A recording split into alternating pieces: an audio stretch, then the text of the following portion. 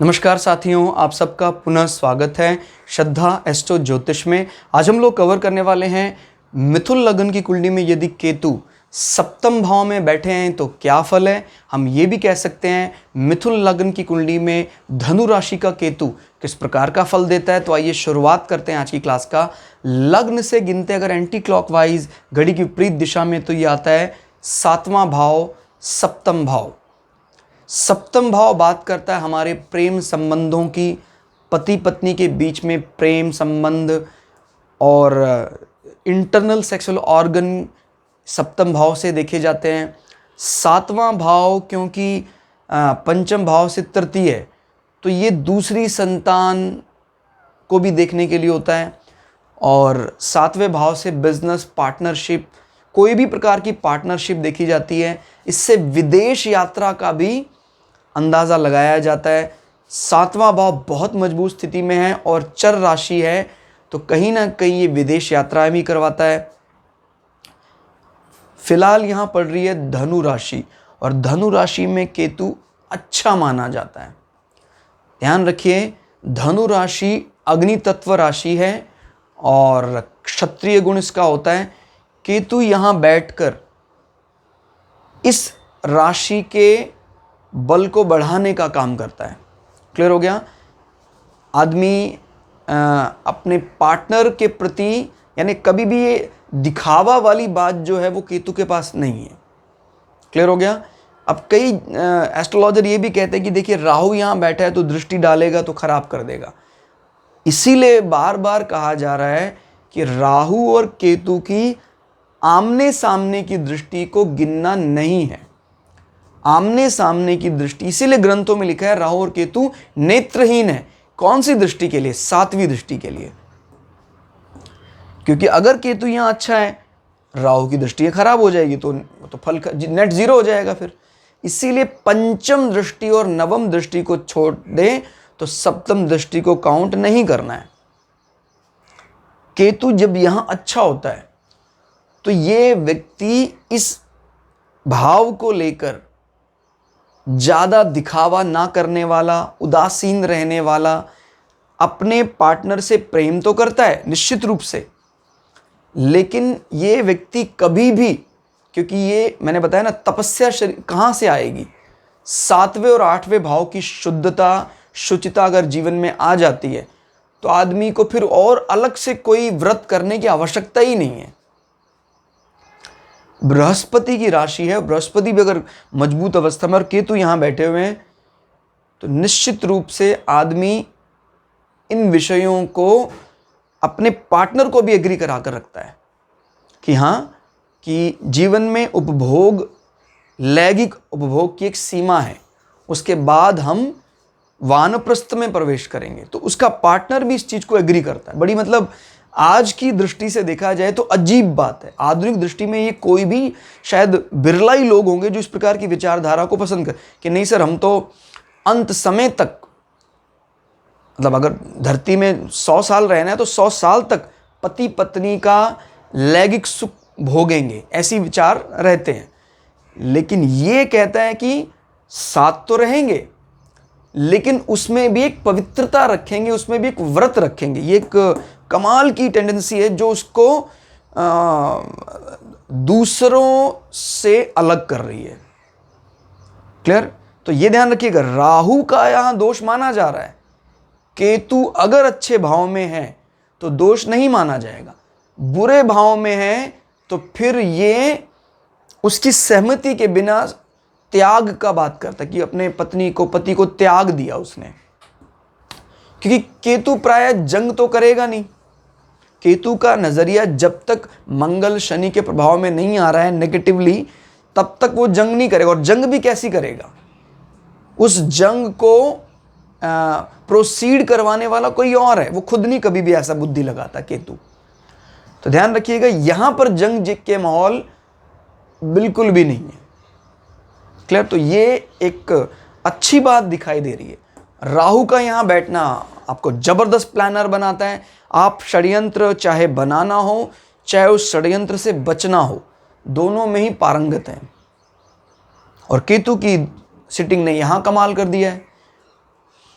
ऐसा व्यक्ति partnership in कार्यों में करे, कहीं ना कहीं कोई रिलीजियस फंड है, कोई एजुकेशन चैरिटी है, ऐसी जगह कुछ आपने डील करी है, व्यापार सेकेंडरी कुछ ऐसा काम किया है, वो आपका चलेगा निश्चित रूप से। ज़्यादा नहीं बोल रहे फिर भी आपका वो इस प्रकार का कोई कार्य आपने किया है, चलेगा। देख रहे हैं आप, इसी हाउस में ना बोलने के कारण केतु आपको बुरा फल दे रहा था, अभी केतु यहां आपको अच्छा फल दे रहा है। कब खराब हो जाएगा ये फल? शनि अगर साथ आ जाते हैं तो फिर केतु अपना एजेंडा त्याग देगा कि सर अब शनि आप करें जो करना है, मैं तो आप पर को यही सबसे बड़ी समस्या है किसी भी कुंडली में। जब आप केतु के फल को डिकोड करते हैं और साथ में इसके साइड का कोई प्लैनेट बैठ जाता है तो उस हाउस को लाइक नहीं करता है, तो फिर समस्या। जैसे केतु मीन राशि को बहुत पसंद करते हैं शनि के साथ, लेकिन अगर मीन राशि में केतु आ जाए फिर शनि का एजेंडा प्राइमरी एजेंडा हो जाएगा, केतु का एजेंडा सेकेंडरी एजेंडा हो जाएगा, वो समस्या खड़ी कर देगा। आदमी लैंगिक सुख को लेकर कोई ज्यादा ख्वाब नहीं रखता है कि मुझे इस प्रकार के प्लेजर को और बढ़ाना चाहिए। राहु यहां पर उस प्लेजर को एक्सट्रीम तक ले जाने की बात करता है।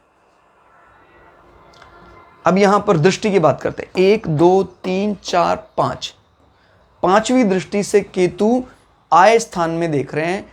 अग्नि तत्व राशि है, मेष राशि, कुजवत केतु।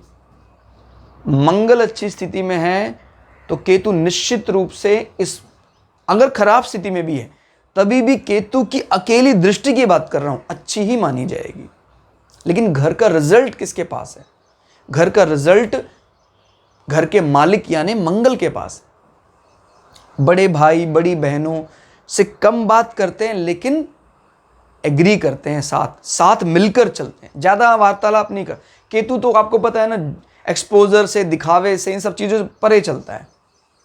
लेकिन अगर मंगल अच्छी स्थिति में तो कभी भी बड़े भाई बड़ी बहन आपसे अलग नहीं होंगे। क्लियर? आय के साधन भी बनाएगा, पार्टनर की मदद से कोई ना कोई डायरेक्टली इनडायरेक्टली एडिशनल इनकम की बात करता है यहां पर केतु की दृष्टि। क्लियर? यहां से आगे गिने तो 5 6 7, सातवीं दृष्टि को काउंट नहीं करेंगे, 8 9, नौवीं दृष्टि से केतु आपके तृतीय भाव को देख रहा है। तृतीय भाव कम्युनिकेशन का भी, आपके बोलचाल का भी है। सामान्य बोलचाल की बात करें तो सामान्य बोलचाल के लिए देखिए राशि का फुल सपोर्ट है, लेकिन केतु का वो प्रोफाइल भी तो होना चाहिए। केतु को बहुत अच्छा बोलने वाला प्लैनेट नहीं माना जाता है। राहु बोलने में अच्छे हैं लेकिन वो डिबेट में अच्छे हैं। ठीक है, तो थोड़ा समझना है इस चीज का। फॉर्मल कम्युनिकेशन के लिए राहु की अगर सपोर्टिव राशि है, उस बोलचाल से समाज में आपको फायदा होता है। लेकिन केतु कम्युनिकेशन, आपके वार्तालाप की बजाय कम्युनिकेशन इंडस्ट्री से ज्यादा फायदा कराते हैं। ये एक अंतर है जो समझना है। हाँ, लेखन कला, जहां आपको खुद ज्यादा ना बोलना हो, वहां से फायदा हो सकता है। लेखनी में आपकी कमाल की राइटिंग हो सकती है, लेखनी कला बड़ी अच्छी हो सकती है। क्लियर? तृतीय भाव की मजबूती यह भी बताती है कि छोटे भाई बहनों से ज्यादा समय वार्तालाप नहीं होता, फिर भी वो आपके साथ रहते हैं। ये एक अच्छी बात है। नहीं तो हमारा आधा जीवन तो बस दिखावे में बीत जाता है। उसको एग्री करा के रखो, उसको मनाओ, उसको, इनको कोई आवश्यकता नहीं है बड़े भाइयों और छोटे भाइयों को मनाने की। क्लियर? कम बोलचाल भी उनको एग्री रखता है। तीसरा भाव कहीं ना कहीं ईसोफेगस, आहार नाल, निर्दोष होगा, सांस की नली में कोई बड़ी समस्या दिखाई नहीं देती है। तो कुल मिला के केतु सप्तम भाव में बैठकर यहां आपकी सोच से अलग हटकर अच्छा फल देते दिखाई दे रहे हैं। एकदम अलग आदमी। जनरली जब कभी भी राहु केतु के सप्तम भाव में, स्पेशली राहु का प्रभाव, तो यहां मतलब कई बुद्धि में सेट है कि यह तो खराब है, तो सेपरेशन कराएगा, तलाक कराएगा, ऐसा कुछ नहीं है। इसके लिए निश्चित रूप से कहीं ना कहीं आपको अच्छे एस्ट्रोलॉजर से कंसर्न करना चाहिए अगर आपके सप्तम भाव में राहु और केतु की समस्या आपको लग रही है। लेकिन अगर आप हमारे चैनल में रेगुलरली भी, क्योंकि अभी तो प्राइमरी लेवल चल रहा है, इंटरमीडिएट और एडवांस लेवल देख लेंगे, मुझे पूरा विश्वास है कि आप स्वयं भी अपनी कुंडली के इस प्रभाव को डिकोड कर पाएंगे।